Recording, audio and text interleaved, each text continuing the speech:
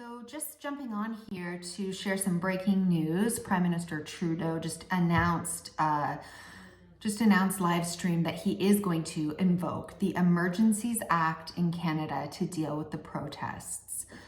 So this is a shocking moment for Canadian history. It's a pivotal moment for Canadian history, and this is the first time in Canadian history that this act has been invoked. So it's a big deal. This is there for times of war, for times of extreme crisis. Now, is that the time? Have we gotten to this point? No, I don't believe so. He's invoking this act on his own citizens. He didn't invoke this act during any other time. We did not invoke this act during 9/11 on, when there was chaos going on across the world. We never invoked this. So we are invoking it today. He has invoked it today on his own Canadian citizens. So what does this mean? This means that he's probably going to be using force. He's going to be using all the resources at his disposal, including censorship, including financial assistance with banks freezing money. He's going to use and apply all the pressure that he can to get every protester out of Ottawa and every protester off of every border and every protester shut down. So he did say in the speech that he supports Canadians' right to protest, which is a right. But I don't see how we can see it as that if he's going to be using force now to clear all protesters. He did complain. He did say the reason is because this has affected economic trade, which it has. He also said that it has affected people's lives in Ottawa, which it has. But are we in an emergency where he needs to invoke an Emergencies Act on the country of Canada? No. This has been a peaceful protest. This has been a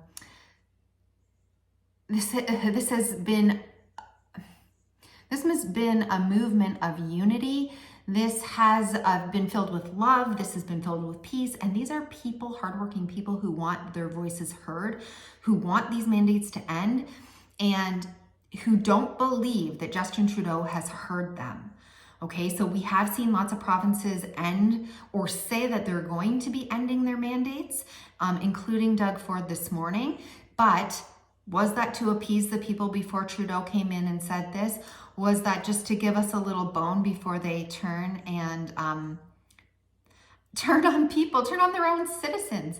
So this is, I believe, a sad day for Canada. I'm not sure what I think the protesters should do. Obviously, we want to keep this peaceful, so maybe it is time that the protesters go home. I don't want to see any protesters get hurt.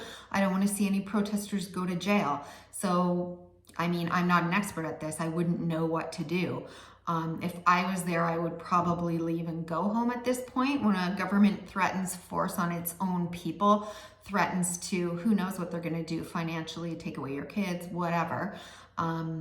It's pretty serious. But I do know that if we lose this fight for freedom, we're in serious trouble. So I don't know what the next move is for the protesters. I don't know what the next move for the Prime Minister is going to be. And I don't know how the police are going to respond to this. I don't know if they're going to stand up for their oath to serve and protect the people of Canada. I don't know what kind of force they're going to use. I don't know how this is going to play out in Ottawa. So I guess we're just going to have to wait and see how this plays out. He has said that they're not going to use the army on the people, but we shall see. I mean, we'll see what kind of violence this incites. We'll see what happens on the ground, I guess, over the next day or days. This isn't good. I'm not proud of Justin Trudeau's stance today. I disagree with it extremely. There are no words to say how much I disagree with what he's doing. This is a special act that you use in times of war, not when protesters are shutting down and hurting the economy for 2.5 weeks. You have shut down the country, Prime Minister Trudeau, for over 2 years, for 2.5 years. You have fired people. You have made it impossible for them to feed their families. And now you're going to complain about what's happening over the last 2.5 weeks. That's a bit of an ironic twist, a bit of a laugh, I would say. So I guess we'll see how this plays out. I'm going to go ahead and try to enjoy my Valentine's Day. Forget about this. I did want to jump on here and post this. I believe it's a sad day for Canada, and I believe that it's a sad day for freedom around the world. I know the world's watching. I know that the Economic Forum is wanting this to happen.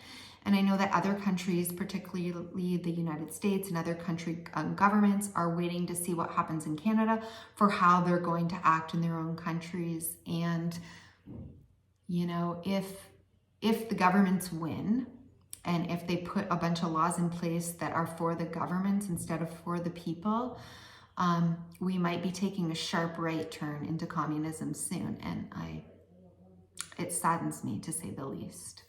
All right, I'll see you in the next video.